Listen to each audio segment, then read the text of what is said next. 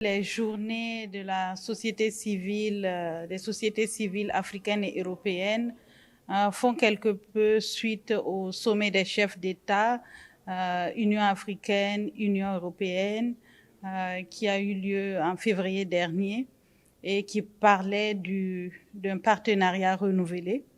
Et donc, c'est suite à ce sommet également que la société civile reprend également à son compte de réfléchir sur ce partenariat entre les sociétés civiles africaines et les sociétés civiles européennes, sachant que ces deux sociétés civiles ont une expérience de collaboration, et ont connu des espaces de réflexion, de dialogue, etc.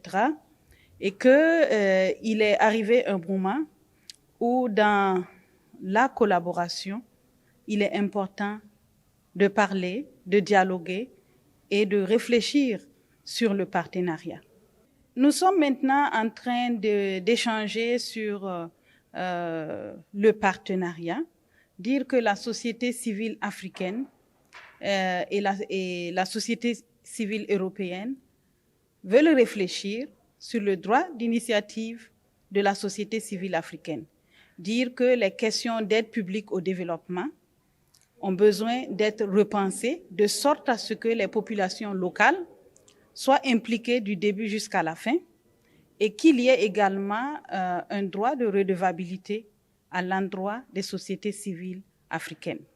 D'abord, la société civile africaine veut déjà lancer le message qu'il y a un rétrécissement de l'espace civique.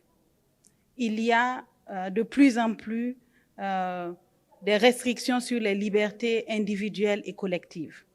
Et il y a également un durcissement de l'espace de travail de la société civile.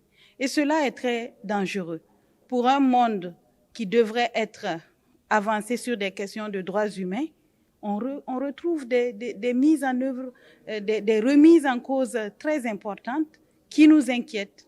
Et j'ai relevé dans mon discours d'ouverture quelques aspects, notamment les restrictions de plus en plus courantes dans plusieurs pays, les suspensions d'Internet pour empêcher les gens de pouvoir peut-être parler, s'exprimer, dire leurs opinions, sous le prétexte qu'il y a des fake news qui circulent, ou encore pour des questions de sécurité ou de souveraineté nationale.